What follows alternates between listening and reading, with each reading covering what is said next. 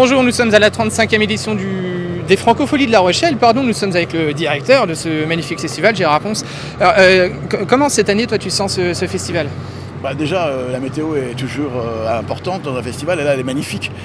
Donc les gens sont très différents quand il fait beau, la manière dont on s'habille, la manière dont on se détend, ça joue sur le public et ça joue aussi sur les artistes. Donc un artiste qui sait qu'il va jouer devant un public mouillé ou sous la pluie ne se comprend pas. Donc ça va être une très très belle édition. D'abord parce que la météo va permettre que l'ambiance soit bonne et ensuite parce que c'est complet. Donc quand c'est complet, on est heureux. Et c'est que c'est forcément bon. Cette année, je crois savoir qu'il y a eu des nouveautés qui ont été mises en place. Tu peux nous en dire quelques mots ? Oui, alors tous les ans il y a des nouveautés. Là, la grande nouveauté, c'est le village franco-océan. C'est-à-dire que c'est vrai que l'an dernier, je m'étais aperçu au moment de la Coupe du Monde notamment, que parfois les jeunes gens, les jeunes filles ne se rendaient pas compte qu'en balançant une canette de bière, c'était pas très responsable. Et là, je dis, on a un rôle à jouer. On est un festival au bord d'océan, un des rares. On est quasiment sur la mer. Il faut qu'on apprenne aux gens à respecter l'océan. Alors pas de manière punitive, mais de manière ludique. Et donc ce village va permettre de faire des choses très, très sympathiques, genre apprendre à faire du paddle, du canoë-kayak, à écouter des conférences. Il y aura des bals, il y aura de la musique, il y aura des chants de marins. Bon, bref. Mais il y aura surtout cette sensibilisation à l'importance de l'océan et à l'éco-responsabilité, parce qu'effectivement, moi, je suis d'une génération où il fallait consommer pour être heureux, il fallait consommer pour réussir. Si tu avais 2 voitures, c'était mieux que si tu n'en avais qu'une.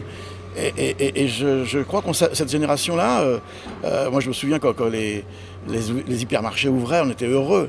Et là, je suis épaté de voir qu'il y a des hypermarchés qui ferment. Ma génération n'a jamais pensé ça.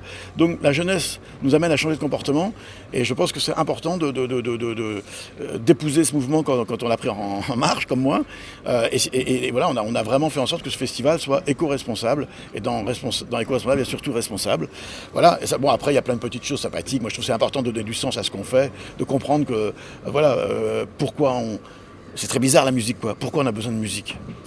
Pourquoi on ne peut pas vivre sans musique ? Oui, c'est vrai, ça, c'est pourquoi on a besoin de musique. Comment ? C'est vrai, c'est pourquoi on a besoin de musique. Pourquoi on a besoin de la musique ? Et c'est impossible de vivre sans musique. Je ne sais pas pourquoi. Alors peut-être quand on est moine, peut-être, mais sinon... Et donc, à partir de ça, je pense que c'est important de réfléchir. Donc j'ai fait venir des personnalités pour nous dire quelles étaient les chansons qu'ils écoutaient. On a les folies littéraires, parce qu'à partir de la littérature, on peut analyser nos comportements. Que dit la chanson de nous ? Aya Nakamura, elle ne dit pas la même chose que François Béranger ou Renaud ou Ayam. Voilà, pas avec les mêmes mots. Voilà, Suzanne, c'est magnifique les chansons de Suzanne. Donc c'est important de voir que dit la chanson de nous. Et donc les folies littéraires, voilà, les Franco-Stories, c'est pareil, c'est des documentaires. Un documentaire peut raconter un mouvement, peut raconter une époque autour de la musique. Donc oui, effectivement, il y a plein de choses qui sont gratuites pour que justement on ait la possibilité de picorer, de quitter le festival. Non, je reviens l'année prochaine parce que j'ai pas pu tout faire. Alors tu le disais, il y a 4 personnalités qui vont venir parler de leur chanson préférée. Quelle est toi ta chanson préférée ? Ah, c'est une bonne question. Tiens, je me suis pas posé quelle est ma chanson préférée ? En français, bien sûr. J'aime beaucoup Le baiser d'Alain Souchon. Voilà, sauf que c'est parce que c'est une chanson. Moi, je me suis rendu compte que j'aimais beaucoup les chansons nostalgiques. En fait, c'est très bizarre.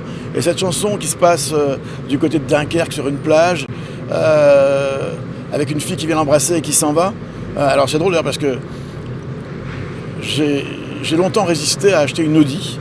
Parce que dans la chanson, la femme qui embrasse Alain Souchon sur la bouche part dans l'Audi de son mari.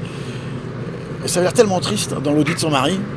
Et puis finalement, tout le monde m'a dit « Mais oui, mais c'est une bonne voiture, toi qui casses tout, c'est une voiture résistante. » Mais voilà, donc j'aime beaucoup cette chanson. Je trouve qu'elle est sur Souchon de toute façon. Et j'aime aussi cette chanson de Souchon qui s'appelle Abdel.